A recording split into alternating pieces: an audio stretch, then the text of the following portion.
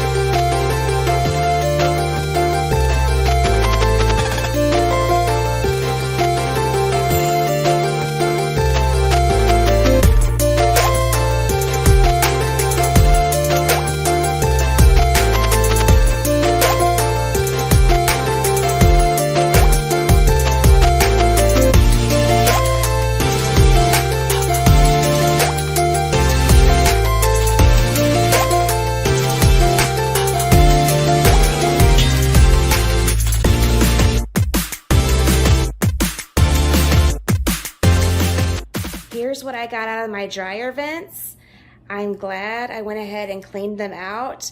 I wish I would have done it sooner. Maybe now I won't wait as long now that I have this dryer vent set.